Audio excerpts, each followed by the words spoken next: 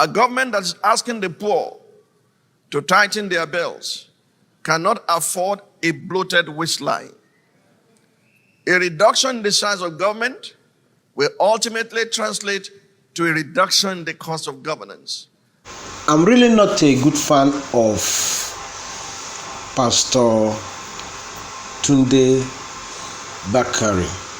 However, sometimes truth is the truth. It doesn't matter who said it.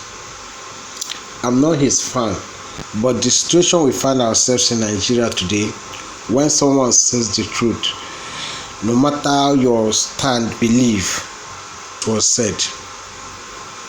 You understand? Pastor Tunde Bakari is among the people that helped in one way or the other form the alliance that enthroned the government in power one way or the other. But then that doesn't change the fact that he said what I believe is the truth.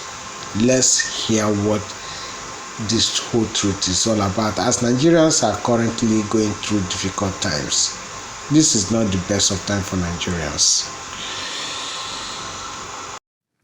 A government that is asking the poor to tighten their belts cannot afford a bloated waistline. A reduction in the size of government will ultimately translate to a reduction in the cost of governance. By nominating 48 ministers, the president is about to set a record for the highest number of ministers since 1999. This is not the kind of record expected of a supposed reform-minded government. In a world of cutting-edge nations, in which governance is becoming lean and agile, what does the president need 48 ministers? Or a cabinet of close to 70 persons for, other than the distribution of patronage?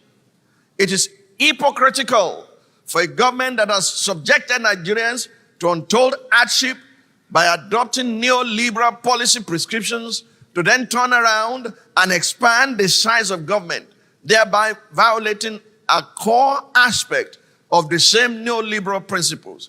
That, Mr. President, does not constitute genuine reforms.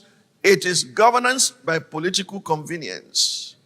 Truth be told, certain ministerial appointments and that of the current APC chairman by consensus illustrate the error that proceeds from the ruler, as stated by the preacher in Ecclesiastes chapter 10, 5-7.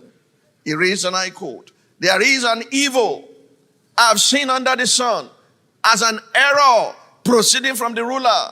Folly is set in great dignity, while the rich sit in a lowly place.